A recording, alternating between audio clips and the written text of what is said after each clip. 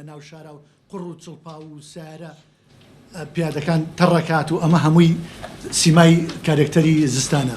ئەمڕۆ وەکو دەستەی پاراستن و چاکردنی ژینگەی هەرێم دەمانەوێت ئەو داتا و زانیاریانەی کە لە 2019 تاسک و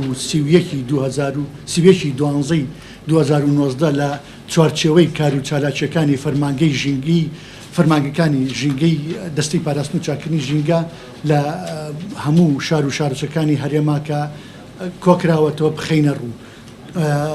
ئێمە وەک دوو یاسامان هەیە، یاسای ژمارە 8 ساڵی 2008 یاسای پاراستن و چاکردنی ژینگەی هەرێم و یاسای ژمارە 3 ساڵی 2010 کە دامەزراوەی یاسای دەستی پاراستن و چاکردنی ژینگەیە. لەو دوو یاسایە جەخت کراوەتەوە لەسەر پشکنین و گەڕان و بەدواداچوون بۆ پرۆژەکان. بۆیە ئەمڕۆ ئەو داتا و زانیاریانە ئەخەینە ڕوو و بەپێ ئەو بەدواداچوون کە ئێمە بۆ تیمەکانی ئەەکەین پێتان بڵێ پرۆسەی کار و چالاکیەکانی ئێمە چۆنە. ئەو هاوڵاتی ئەو وەبەرهێنەری ئەو پرۆژەی کە دێتە لامان کەشفێکی بۆ ئەکرێت، پاش کەشفەکە ئەنێردرێتە بەشی هەڵسەنگاندنی کاریگەری ژینگەی لە فەرمانگەکان.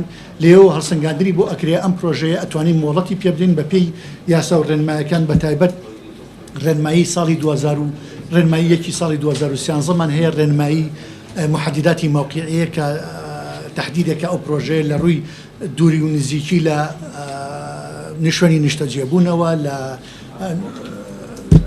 معالمی طبیعیەوە با بڵێن لە چۆوە دائەندێت. لەگەڵ ئەوەشە کە پرۆژەکە موافقەتی لەسەرەکرێ مۆڵەتی بۆ پێ ئەدرێت ئەوە بێت کە بەداداچوونی بۆ ئەکرێ و پاش ماوەیەک بزان ئایا پابەندە بە یاسا و ڕێنمایەکانەوە. ئەگەر پابەند بوو ئەوە ئەڕات، ئەگەر پابەندیش نەبوو ئەو کاتە بە پێی یاسای ژمارە 8 مادەی 42 و 43 غەرامە ئەکرێت. غەرامەکانیش دیاری کراون، پێویست ناکات لێرە باسی بکەم.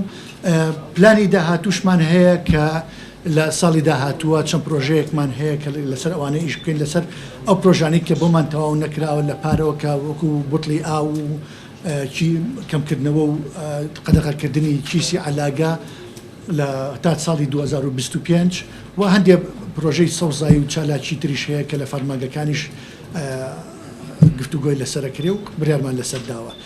من لەم ڕۆیە سێ بەڕێزم لەگەڵایە فەرمانبەر کاک ڕابەر بەڕێوەبەری فەرمانگەی وشیاری و ڕاگەاندنمانە، کاک هەندرێن لێپرسراوی بەشی ڕاگەاندنە، ساراخانیش لێپرسراوی بەشی پلانە. ئەمان جێ هێڵم بۆتان بۆ ئەوەی کە بتوانن لەگەڵ ئەو یاسا و ئەو داتا و زانیاریانەی کە کۆکراوەتەوە بۆی ئەوان بیخەنە ڕوو. کاک هەندرێن راپۆرتی ساڵی 2019 دەستەی پاراستن و چاکردنی ژینگە کە کۆی کار و چالاکیەکانی تێدا مۆڵەت و ڕێگەپێدان و ڕزامەندی سلێمانی 803 دانە، هەولێر 416، دهۆک 101، راپەڕین 7، گەرمیان 8، کۆی گشتی 1398 مۆڵەت و ڕێگەپێدان و ڕزامەندی لە دەستەی ژینگەوە دەرچووە. ڕێگەپێنەدان و پێنەدانی ڕزامەندی سلێمانی 5 دانە، هەولێر 4 دانە، دهۆک 3 دانە، راپەڕین 3 دانە، کۆی گشتی 15 دانە کە ڕێگەپێنەدان و پێنەدانی ڕزامەندی بووە لە دەستەی پاراستن و چاکردنی ژینگە. دادگا و سکاڵا یاسایی هەولێر 33 سکاڵا، کۆی ئەو پێبژاردانەی کە لە ساڵی 2019 هەولێر هەیبووە 41,504,475 دینار بووە.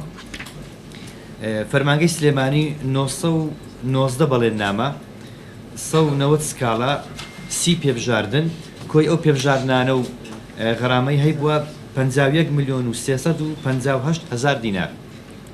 دهۆک 13 سکاڵا، 23 پێبژاردن، کۆی ئەو پێبژاردنانەی کە لە ساڵی 2019 هەیبووە 99,940,000 دینار بووە. گەرمیان 1 سکاڵا، راپەڕین 16 سکاڵا. هەڵمەتی هۆشیاری و ڕاگەاندن سلێمانی 27 هەڵمەت، هەولێر 141 هەڵمەت، دهۆک 321 هەڵمەت، راپەڕین 88 هەڵمەت. گەرمیان 134 هەڵمەت. فەرمانگەی هۆشیاری و ڕاگەاندنی دەستەی ژینگە 362 هەڵمەت کۆی گشتی 1073 هەڵمەتی هۆشیاری و ڕاگەاندنمان هەبووە.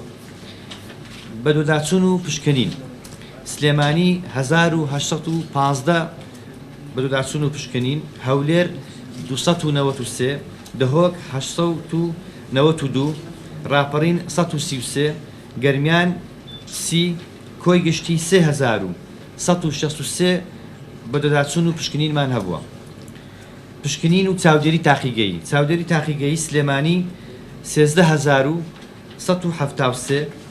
هەولێر 4720، دهۆک 12896 کۆی گشتی 30789 پشکنین و چاودێری تاقیگەییمان هەبووە لە ساڵی 2019.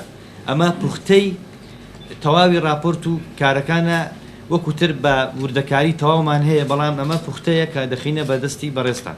زۆر سوپاس.